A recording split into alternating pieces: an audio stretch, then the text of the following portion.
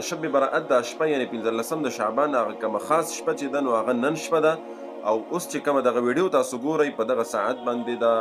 شپه نن ده. که تاسو کوم عبادت څه کول غواړئ یا سبا دپاره روژه نیسئ نو بالکل سبا تاسو روژه نیولی شئ او نن چې ده د 15 د شعبان چې کومه شب برأت شپه ده نو هغه هم نن ده.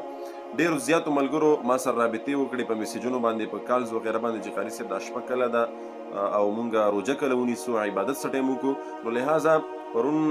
مونږ تاسو سره ویډیوګانې شریکې کړې وې چې څه کول پکار دی او څه نه دي کول پکار، هغه تاسو کتلی شوئ. خو مختصر درته دومره ویمه چې هغه شپه نن ده او په دې شپه باندې مخصوص داسې څه عبادت نشته، بس مونځ اودس وکئ، ذکر اذکار وکئ، تلاوت وکئ، د الله نه دعاګانې وغواړئ. پروني ویډیوګانو کې مونږ تاسو سره هر څه مکمل په تفصیل سره شریک کړي. مختصر درته دومره ویمه د رزق تنګسیا که لرئ د الله نه د رزق د پراخۍ سوال وکئ، ګناهونه په الله باندې معاف کړئ، توبه استغفار وکئ، په زندګۍ کې څه مشکلات دي دغه ټول هر څه الله ته مخې ته کوئ. انشاءالله العظیم په دغه شپه باندې الله جل شانه د بېشمېره مخلوقاتو د بېشمېره بندګانو ګناهګارو بندګانو مغفرت کوي. نو انشاءالله زموږ او ستاسو مغفرت هم پکې الله وکړي. او بله خبره ده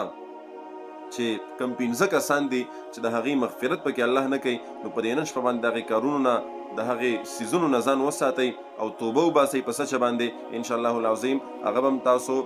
کتلی وي چې کم 15 کسان دي چې د هغې مغفرت په دغه شپه باندې هم نه کېږي. لحاظه دغه مختصر پیغام د دې شب برأت د شپې په حوالې سره باقي تفصیلي چې کومې خبرې دي د دې شپې په باره کې، د سبانۍ ورځې په باره کې او کم کسانو چې د هغې مغفرت نه کېږي، هغه ټول هر څه زموږ په اکاونټس په یوټیوب چینل، ټیک ټاک، سنیک، فیسبوک پیجونو باندې موجود دي، تاسو کتلی شئ. الله جل شانه دې په دې شپه باندې زموږ او ستاسو کامل مغفرت نصیب کړي، زموږ او ستاسو حاجات ضروريات دې په الله پوره کړي او کم عملونه چې الله ته خوښ دي او په کم عملونو باندې چې الله رب العزت دومره اجرونه ورکوي دې زموږ او ستاسو نصیب کړي الله، او څه کم عمل چې کوو الله دې هغه زموږ نه قبول کړي. دغه پیغام د نورو ملګرو سره ضرور شریک